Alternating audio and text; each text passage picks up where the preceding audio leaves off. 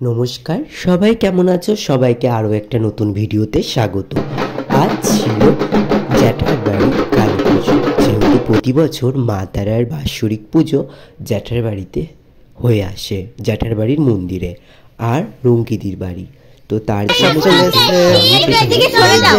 আর সেখানে কিন্তু আমি সব কিছু করে দিয়েছিলাম। সিঁড়ি বাগানো থেকে পুজোর যাবতীয় সব গোছ কাজ করা সবটাই কিন্তু আমি করেছি।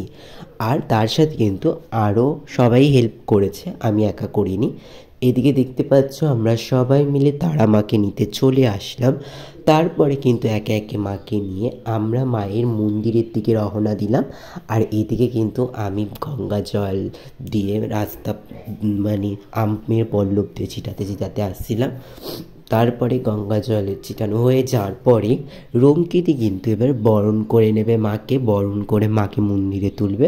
যেহেতু প্রতি বছরই মাকে বরণ করে, আর এবছরও কিন্তু মাকে বরণ করা হচ্ছে নতুন করে।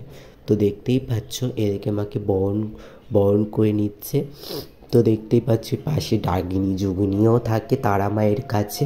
তোমরা তো জানো যে ডাকিনী যোগিনী কিন্তু তারা মায়ের কাছে থাকে। আর এদিকে দেখতে পাচ্ছ কিন্তু মায়ের বরণও কত সুন্দর করে হচ্ছে। মনটা দেখে অনেকটা সামনে দিকে দেখছিলাম যে কত সুন্দর লাগছিল।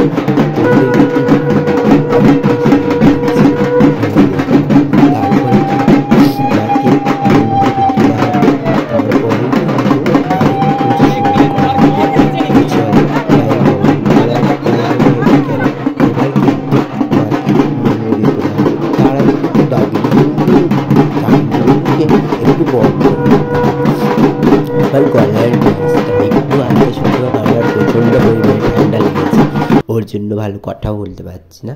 তো এদিকে পুজো কিন্তু শুরু করে দিয়েছে জ্যাঠা। তো দেখতেই পাচ্ছ মা তারার পুজো শুরু হয়ে গেছে। আর এদিকে কিন্তু পুজো পুরো হয়ে চলছে।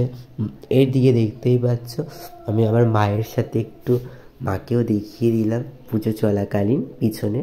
আর এখন বাজে ওই যে ঘড়ির কাঁটা দেখতে পাচ্ছ রাত 2টো, ঠিক রাত 2টো 2:30 বাজে। তো একটু পরে মায়ের এদিকে আমি ভাবলাম মায়ের ঘটে আবার মালা পরিয়ে দিলাম। তো এদিকে মায়ের ঘটে 2-3টে মালা পরিয়ে দিলাম আমি। তো দেখতেই পাচ্ছ মাকে মালা পরিয়ে দিচ্ছি। প্রচুর মালা হয়েছিল, সব ভক্তরা দিয়ে গিয়েছিল। আর এদিকে কিন্তু মাকে মালা পরিয়ে দিলাম মায়ের ঘট।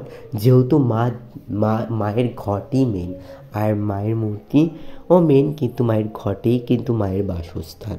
এদিকে কিন্তু 108টা প্রদীপ আমরা সবাই মিলে জ্বালিয়ে ফেললাম। এরপরে কিন্তু এখানে পুজো করা হবে। তো দেখতেই পাচ্ছে 108টা প্রদীপও জ্বালানো পুরো কমপ্লিট। আর এদিকে পুজো হয়ে গেলে 108টা প্রদীপের মায়েরকে নিবেদন করা হবে।